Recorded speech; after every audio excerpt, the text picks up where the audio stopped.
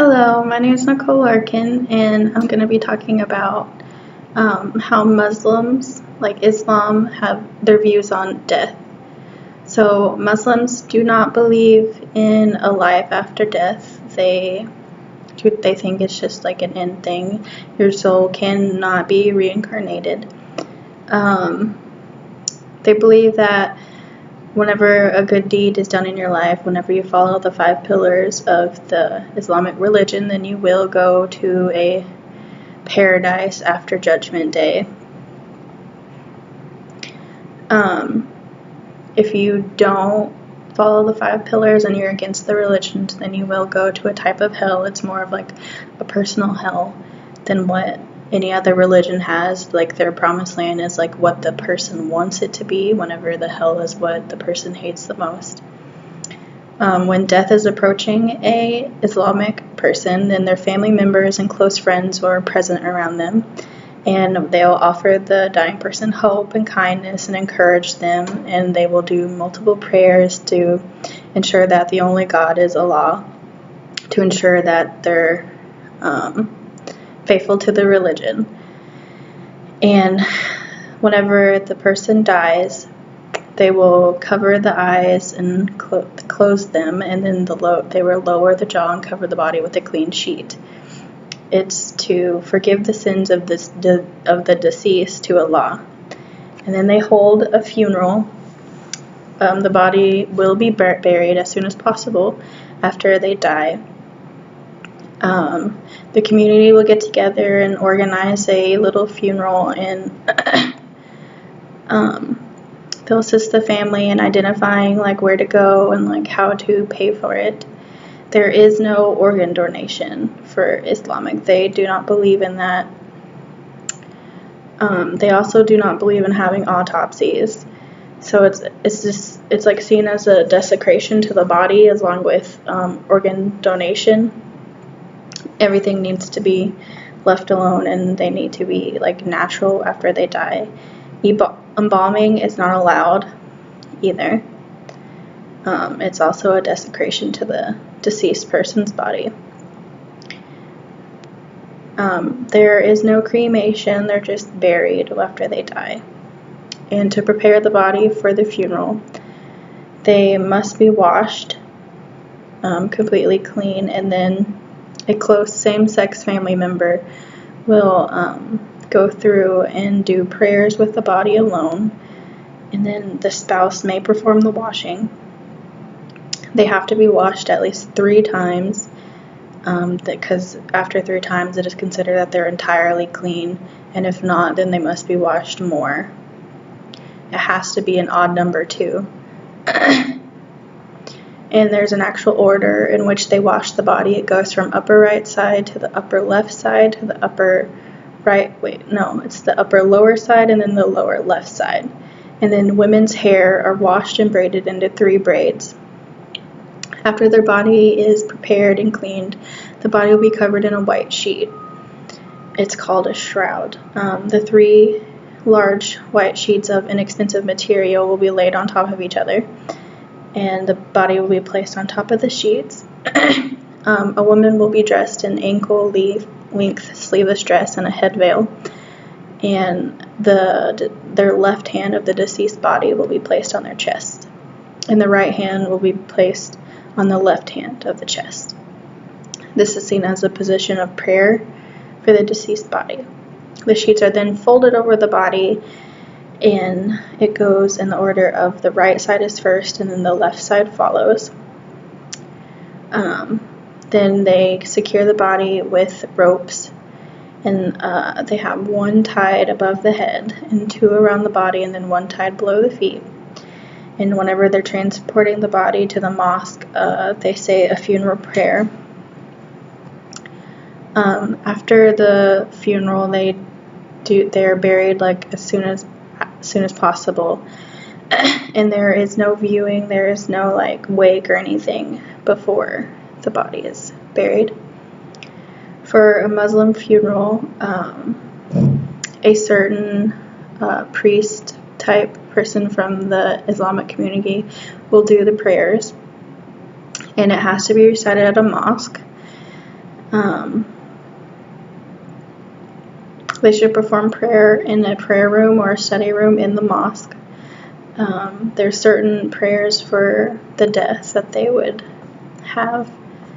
And then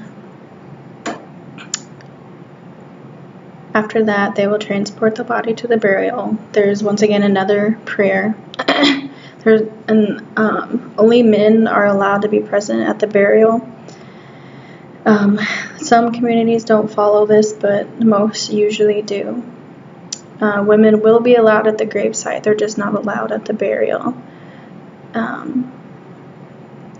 Whenever they put the body in the grave, it's placed down on the right side facing their tombstone type thing.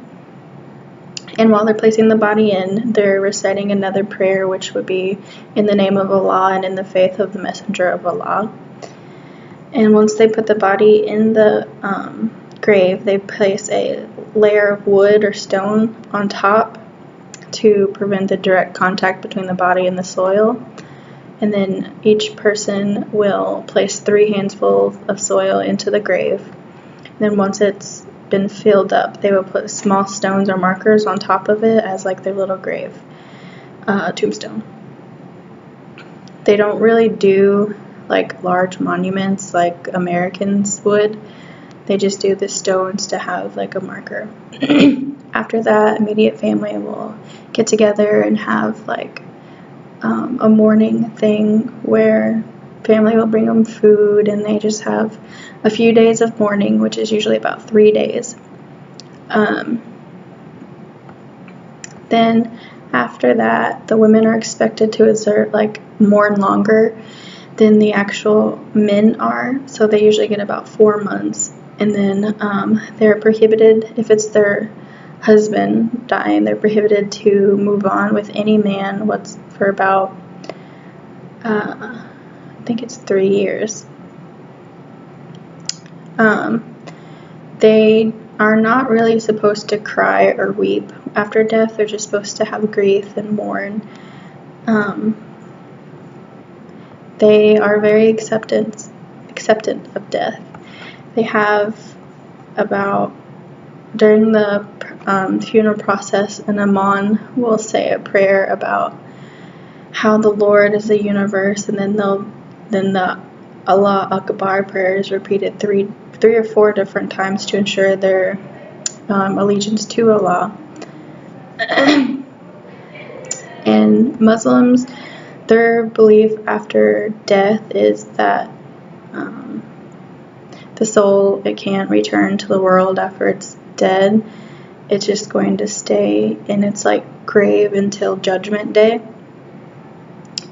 And what you do in your life depends on what you're going to do during Judgment Day. And the significance of that is with the Christian thing, Christian religion, it encourages you to live a good life, so you will go into your heaven place, whatever you believe is heaven. The Judgment Day is where they're kind of like how a Christian religion is, where Allah comes down and decides between the people if they make it to paradise or not. And then the heaven and hell, like I said before, it's just what their inner self has from your deeds. So if you have done a lot of good deeds in your life, then you'll go to a better paradise, and the guilt and shame and greed from an evil person will follow them after death. A man can be rewarded after death if he has lived a good life, but the social construct of 72 virgins after death is not very true. It's just your own personal deeds and how you lived out your life. The Islamics really don't teach about death. They know about it and they are scared of it. They are it's a fearful thing, just like it would be in a normal setting. but it is also seen as like a higher place for man, how that it's just a bigger place for their soul to be, and that any small deed will make it even better for them. And their views on death are pretty similar to our own. There's a lot of connections between Islamic religion and Christianity religion. There's just different processes during the funeral processions and how they bury the body. Thank you for listening.